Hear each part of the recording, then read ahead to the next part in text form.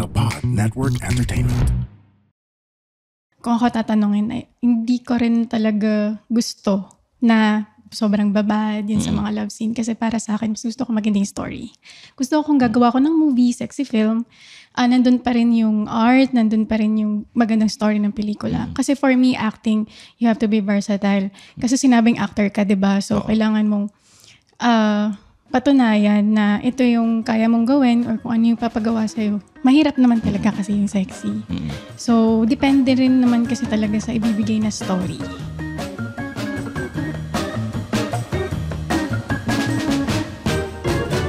Mga Immortal, welcome to the Underpaid Podcast. I'm your host, Stanley Chi. Ito ang podcast na pro-employee para sa mga Immortal wherein we talk about work-related topics in a light manner na parang nagkukwentuhan lang tayo. Siyempre, kung nanonood kayo sa video podcast ng Spotify or nanonood kayo sa YouTube account ng The Pod Network Entertainment, ang guest ko, sikat na sikat. Walang iba kundi ang VMX artist na si Apple D. Hi! Hello, Apple. Hello, everyone. Oh, kumusta ka na? I'm good. It feels good to be here. Thank you. Oo. Kasi 2 years ago, nag-guest ka namin sa Men's Room. Yes. Sa Feelings. Yes. Hindi ko alam kung nag-good vibes ka dun sa radio show, no? Yes. Yes, I good vibes ka rin. Ngayon, nasa underpaid ka na. So, kumusta ka na ngayon? Kasi nung 2 years ago, nagsisimula ka pa lang. Pero napapanood ka na namin sa Viva Max. Oh, Viva Max pa siya noon, di pa VMX. Yes. Ngayon, kumusta na yung karera mo ngayon sa showbiz? Ayun, in 2 years, diba? Sobrang daming nangyari. As in, I think meron akong 11 movies, including series. Tapos, now, I write a song and I released it last February 7 from Viva Records. Oh, tapos may concert ka pang parating. Yes, on March 9 sa Viva Cafe. Oo. Ito bang gagawin mo sa Viva Cafe? Ikaw lang lahat kakanta? May guest ka ba? Meron din akong guest na magpa-front act. QD The King. He's a violinist. And normally, ako lang talaga for the whole time. Okay. Isa ka sa mga Viva Max artists na hindi lang umaarte. Meron ka pang ibang ginagawa. Tulad nito, kumakanta ka. Yes. Oo. Noon ba, nung bago ka pumasok ng Viva Max, inisip mo na balang araw maging singer din ako, ito rin yung gagawin ko? Yes, actually, it's my dream. Kasi high school pa lang, nagre-write na ako ng songs eh. So, nung pumasok ako sa showbiz industry, sobrang thankful ako na naka-release ako ng song last February 7 kasi dream ko rin talagang maging singer and songwriter. Ayun, and nangyari na siya. And ngayon magkakaroon pa ako ng mini concert and finally, I can sing in concert or maraming people. Dream ko rin before na, kahit one song lang sa Philippine Arena. Kahit guest lang ako. Mag-ano ka, mag-mall show ka na, mall tour ka na. Before na-try ko naman kasi I started as model before ibang agency.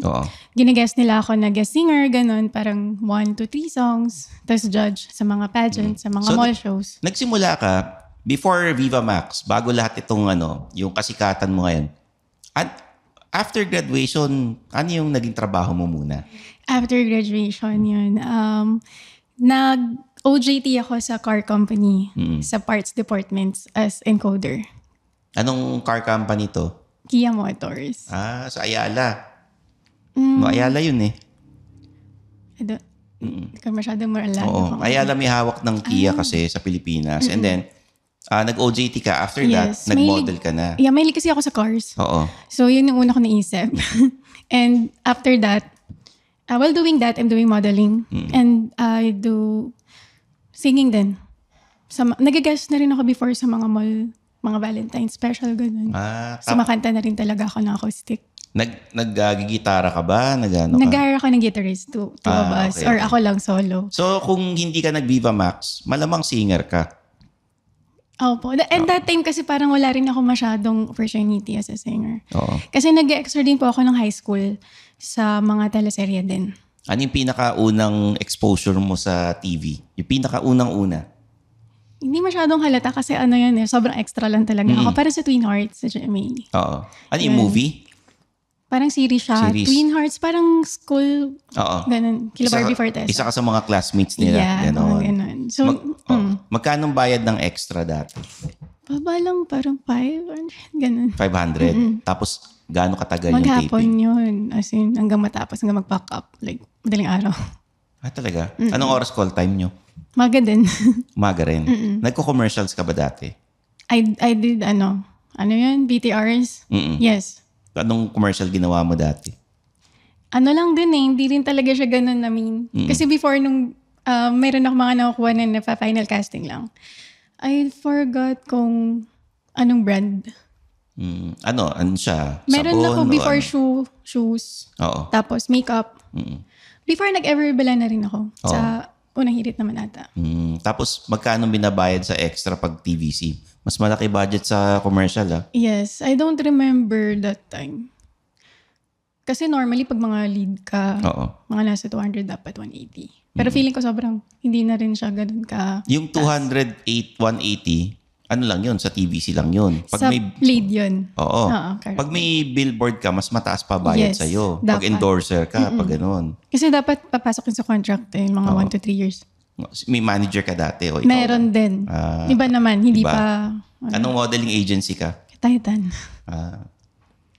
Titan. Yung ano siya, sa may Makati rin yan. Yes, sa may Bayakman. Kakasama yung mga yan. Magkakadikit-dikit. May Monaco, may mga diba? Yun. Tapos paano ka na-discover sa Viva Max? Ayun, I do modeling, ramp modeling. Tapos, then I met Nielsen. One of the events. Tapos ano sabi si Nielsen? Pinangakuan ka ba niya ng mga binola ka ba niya? Ayun kasi nga, sa mga commercials kasi, di ba, hindi naman talaga lagi and mahirap din talaga pag nag-VTR ka, hindi naman din sure na, before kasi para lagi akong final casting lang, hindi talaga siya napupush na laging meron. So sabi niya, try ko na mag-Viva. Then try Sexy Films. Sexy Films na kagad. Hindi muna yung sa Viva Films or Viva One, hindi muna ganon. Hindi. I signed contract 5 years sa Viva Artist Agency. But yun yung project na binigay, si BMX. So, nung nakilala kita 2 years ago, eto na yung 3rd year mo. 23, 24. Yeah, mag-3 na sa 2020. It's 2025. Ito na, 3rd year mo na. You've done 11 movies. Sulat mo na lang hindi ko itatanong. Pero 14 na, including series. Oo. Kasi may bago ako ngayon Siguro next month, i-release. Okay. Ipapasulat ko na lang, hindi ko i-divulge. Magkano ang TF ng starting artist ng Viva Max? Depends kasi sa artist. Ito, ano to? Oo, Okay. depende. This is per contract. Anong role yan? Pag Lead. ganyan? Lead ka? Kasi nag-start naman ako as a lead na sa VMX. Sabi sa akin ni ganyan daw. Ganun daw. Depende ata. Depende.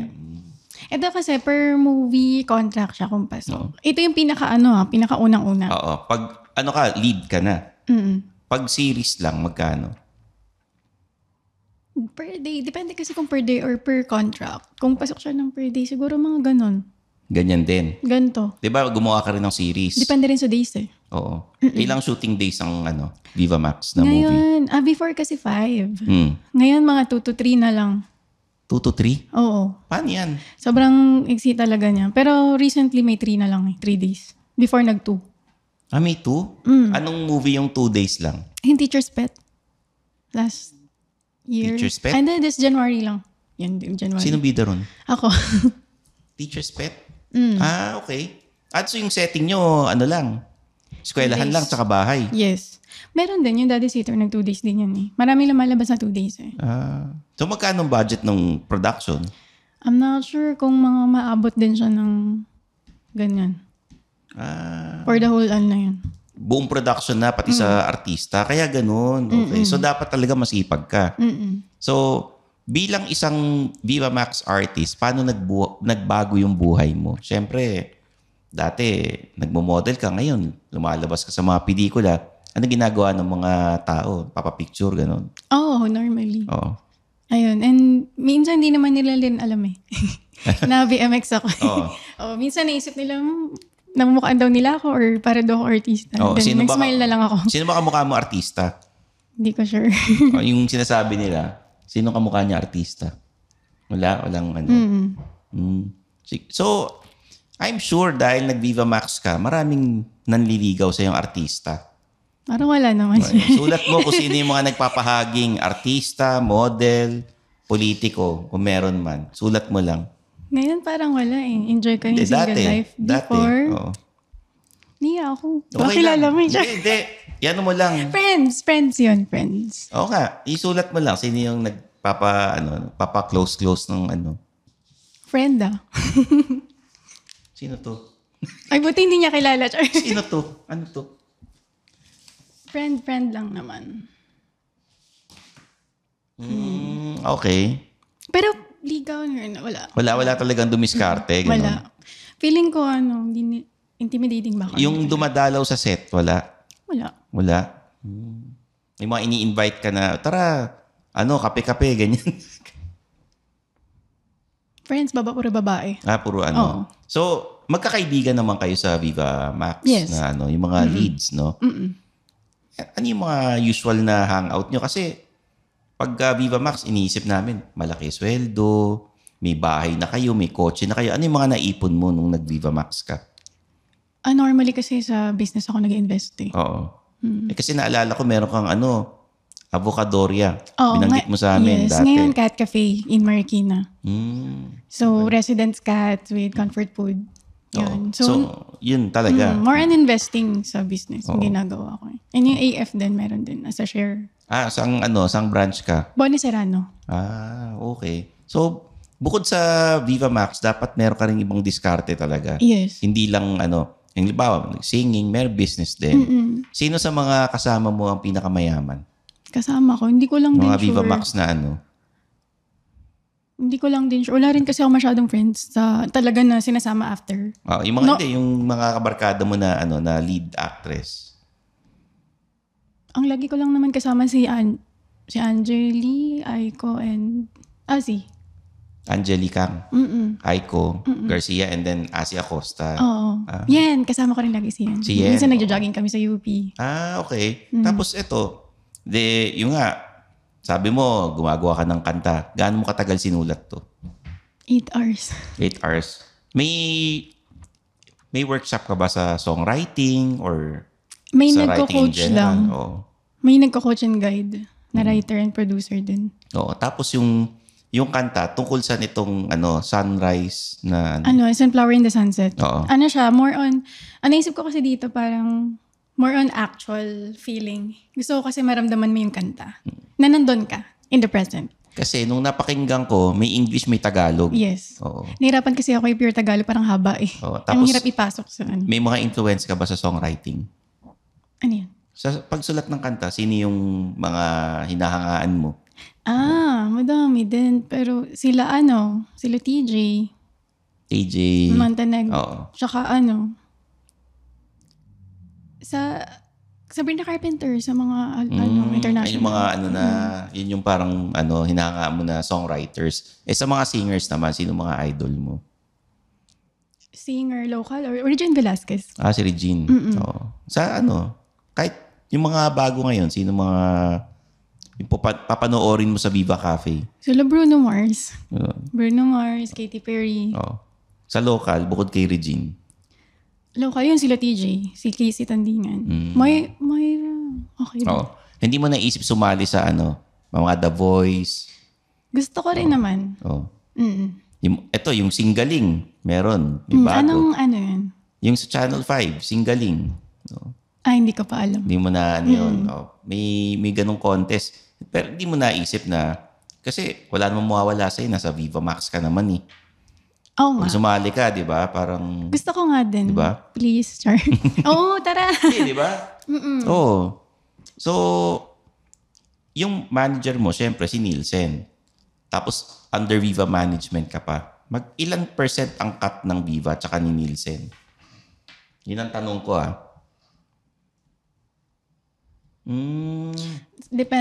Depende rin. Okay. May kukwento ko sa inyo, may isang brand nag-inquire dati sa isang Viva Max actress. Kaya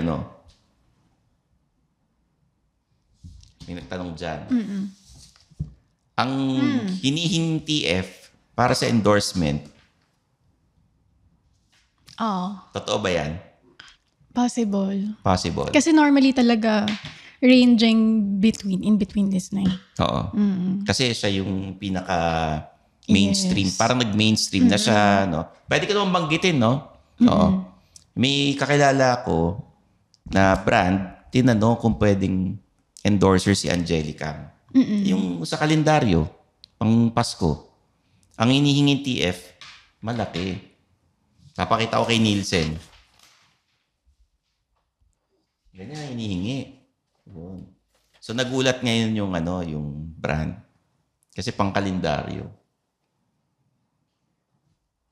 Pati sulat mo nga pare. Sa direct, po ba yun? Direct po ba siya or sa agency kausap? Hindi ko alam kung binanggit lang sa akin. Normally po kasi ganun yung range. Pag sa agency or... Oo. Okay. Grabe pala. Kaya pala may mga kotse at mga bahay ang mga taga Viva Max. Pero kung ang babae, ganito yung TF ng Viva Max na babae, artista, sa lalaki, malaki ba yung sweldo ng lalaki na Viva Max na artist o maliit? Hindi ko lang din sure. Oo. Kasi iniisip ko baka pag sa lalaki mas mababa. Mas mababa. Oo. Wala ka bang naka-close dun sa mga artistang lalaki? Wala din. Wala. Hindi ka naman na sabi kasi ni Angelica sa isang interview, parang minamanyak daw siya nung ibang dating nakasama niya. O, ikaw ba hindi ka na ganun? Wala naman. Tinatakot ko na po agad, Jar. Hindi, sinasabihan ko, this is my restriction, ganyan. So, pag feeling ko na something's off, I just stop it. Then, kakausapin ko sila. Everyone. Paano mo sinasabi na ito yung restriction mo? Sample, halimbawa. Sinesend ko na sa manager ko bago pa mag-start. Tapos, RM ko. Then, kakausapin ko rin yung production before we start. Then, kakausapin ko din yung partner ko. Hindi, halimbawa, dito sa podcast, sabi mo, ano yung mga restrictions mo? Fake lang na hawak, fake kiss. Tapos, no tongue. And Fake siguro, lang hawak, gilid-gilid, ganyan. No grabbing. And, bawas yung mga galaw. Pag sobrang dami na, babad na gano'n. Sinasabi ko rin sa kanila. Yung movements, for example, nandito kayo. Then, you stay in this position. Pag may idadagdag pa sila, ay negotiate na. Baka pwede naman ito na lang. Paano kunyari ang lalaki sabi niya, Apple, ikaw na lang ang kumilos. Okay lang din. Ganon. Ako susundan ko dala ko yung Oo, okay lang din. Ganon. And lucky din ako na lahat naman sila respectful and professional. Meron bang may problema sa hygiene? Hygiene. Minsan siguro pag sobrang whole day na kayo, pero not too much naman. Sino yung may problema sa hygiene? Sulat mo lang. Girl and boy ba? Ikaw bahala magano. Yan. Pero okay naman. Hindi ko alam kung kailan. Hindi naman talaga na . May kukwento ko tungkol dyan. Sino pa? Yan lang? Parang yun lang. Kasi wala naman ako masyado nakapartner din eh.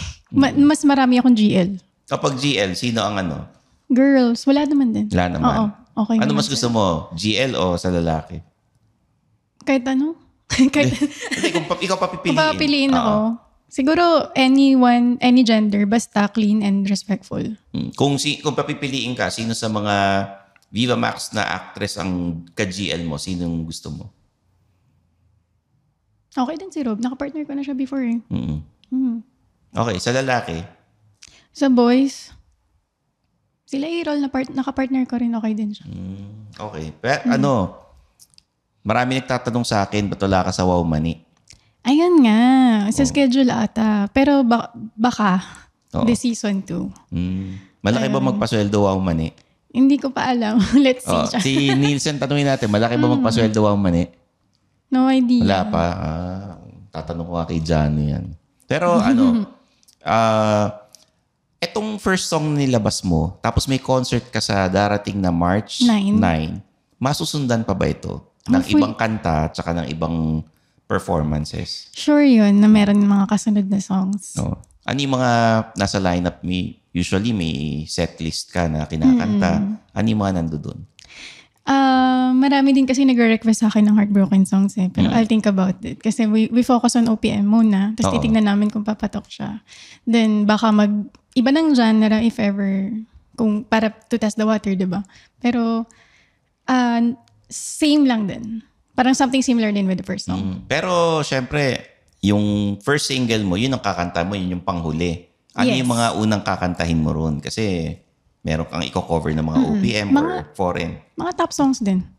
Yung Tulad mga ng? sikat ngayon, mga Birds of a Feather, Die With A Smile, mga ganon. Alam ng mga tao na bagong songs. Okay. Then meron din magba-violin. We talk about the song, yung i-collab namin with the violin and live singing. Kasi pag nag-collab ka with a violinist, pwede kang mag-perform sa mga kasal. Yes. Di ba? Sa mga corporate events, Yes. yung mga ganon. Yes. Pwede mo magpasample kasi para marinig ng mga listeners ng Underpaid. Oh. Birds of a feather, we should stick together. I know, said I'd never think I wasn't better alone. Can change the weather, might not be forever, but if it's forever, it's even better. And I don't know what I'm crying for. I don't think I could love you more. Yun. Galing. So, bukod sa kanta mo, ano yung mga ibang pwede mong ipasample? Parinig mo sa amin. I-sample ngayon? Oo. Yung kanina, hindi ko kanta yun Oo. Birds of a Feather. Oo, hindi. Yung Sample ngayon. Yung kanta mo talaga, yung sinulat mo. Yung sinulat ko. Oo, sinulat mo. Okay. Ito yung Sunflower in the Sunset. Kantayin ko na ba ng chorus? Oo, yan. It's like a sweet sunflower in the sunset. Pag nagtagpo mga mata, hindi na makaila. May gusto ka bang ipagtapat? 'Cause when you hold me out of the blue, every time I'm falling in love with you. Galing. Pwedeng maging soundtrack ng pelikula. Yes, actually yung goal ko talaga nung sinulat ko tong kanta is pang OST talaga siya ng mga movies and series. Oo, pwede siya. Oo. Tapos pwede rin siyang gamitin sa commercials. Yes, pang in love lang siya. Oo, kasi naalala mo yung mga close-up commercials, di ba? May mga parang MTV palagi, tapos sa dulo lang yung produkto. Kung maririnig mo yung intro din niya, parang pang mga Korean OST. Ganun. So yun talaga yung influence mo, yung mga Korean novelas, ganyan. Bago ko siya i-start, inisip ko talaga na yung ganun yung peg niya. So, ikaw, dahil naka 14 movies ka na, pag niyaya ka sa mainstream, babalik ka pa ba sa Viva Max? Sa project, why not? Kung kasi sa VMX naman ako galing eh. Oo. And I want to help them. Kung meron pa naman na kailangan gawin, why not? Lalo na kung okay naman din yung story. So, kumbaga parang si Angelica ang nag-mainstream, magbi-Viva Max pa rin. Oh, eto. Bakit may mga nagkukwit sa Viva Max? Maybe sa decision din nila or baka ayaw na rin talaga nila. Kasi for me talaga, kung ako tatanungin, hindi ko rin talaga gusto na sobrang babad yun sa mga love scene. Kasi para sa akin, gusto ko magandang story. Gusto ko kung gagawa ko ng movie, sexy film, nandun pa rin yung art, nandun pa rin yung magandang story ng pelikula. Kasi for me, acting, you have to be versatile. Kasi sinabing actor ka, diba? So, kailangan mong patunayan na ito yung kaya mong gawin or kung ano yung papagawa sa'yo. Mahirap naman talaga kasi yung sexy. So, depende rin naman kasi talaga sa ibibigay na story. Tapos kung gaano kadami yung... Minsan naman kasi kung puro ganun na lang na yung lalabas, parang naman talaga eh. Gaano kakapal yung script na binibigay sa inyo? Siyempre, minimemorize nyo yan, di ba? May mga 50 pages. Tapos, binabasa nyo ba lahat? O minsan... on the fly, kung ano yung nararamdaman niya, minsan yun ang sinasabi niyo. Depende pa sa director. So, you have to read everything. Sino yung director na mahigpit? O kailangan ko yung nasa script yun ang sasabihin mo? I forgot kung si Direk JB. Pero meron naman na pagdating doon may nababago. Or ito na, ipalitan na natin. Meron naman ganun. Sino yung mga nakatrabaho mo na, ibang level to, big time na director to? Of course, Direk Joey Reyes. Anong movie Super ito? favorite ko siya. Carino Brutal and Patikim-Tikim. And masasabi ko talaga, maganda yung story. May story talaga. Ayun yung sa Tuhog, kay Direk JB din. Si Aaron Villaflor, siya doon, sundalo siya. Tapos ang tatay niya si Joko Diaz. Ito ba yung pinromote mo sa radyo dati? Yes. Tuhog. Yun yung pinromote mo sa radio show dati, yung Tuhog. Sino yung kasama mo rito? Aaron Villaflor and Joko Diaz. Joko Diaz. Okay. Tuhog. So, ang naging jowa mo yung daddy. Yun yung nakikita ko na magaganda yung story and then talaga. Okay. May full story siya. Hindi puro hubad. Okay. So, eto bago matapos yung episode natin, kung yung mga nanonood at nakikinig ng Underpaid, bibigyan mo ng mga top 5 na movies mo na papanoorin sa VMX. Ano ito? Top 5 movies. Siyempre, number 1, Tuhog. Cariño Brutal. Patikim-tikim comedy, sobrang funny. And Punit na Langit. Maganda rin yung story niya. Tsaka, I think, Teacher's Pet. Teacher's Pet. Okay. Galing ha. So, invite mo na sila sa Viva Cafe this coming Friday o Sunday ba to? Next Sunday. Next Sunday. Ayun guys, please manood kayo ng mini concert ko sa Viva Cafe. It's in Araneta City. To hear me live, singing live. Itong Sunflower in the Sunset, my first release. Thank you. And add nyo sa Spotify guys. Thank you.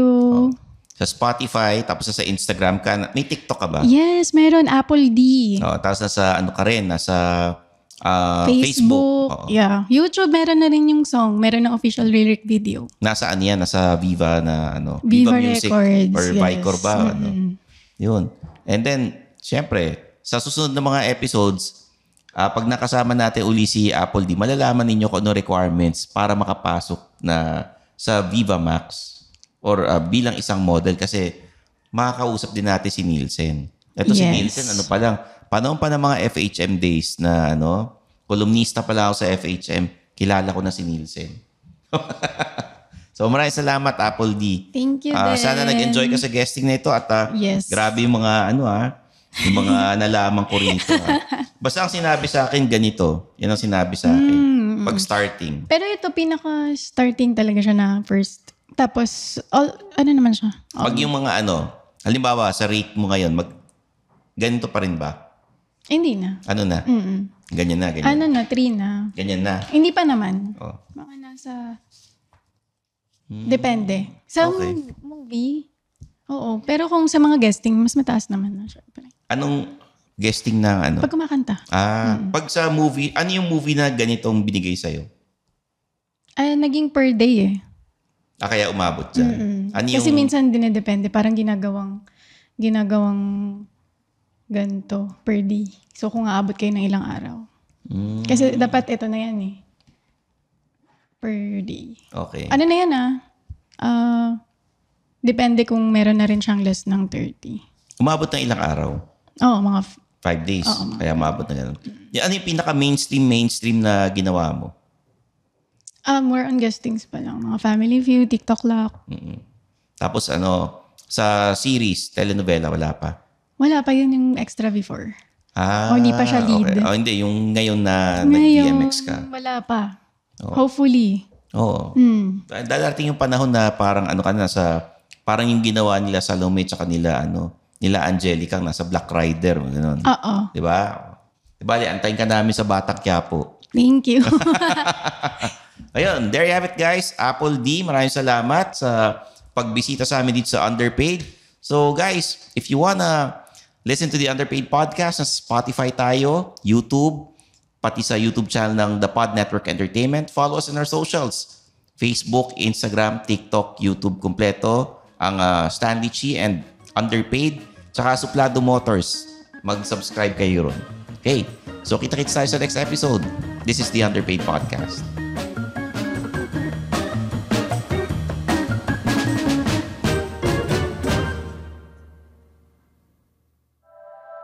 The opinions of podcast creators, hosts, and guests are not necessarily reflective of the official stance of the Pod Network Entertainment, its hosts, or other network programs. The content created by the people behind the podcast is personal and not meant to harm any religion, ethnicity, group, organization, company, or individual.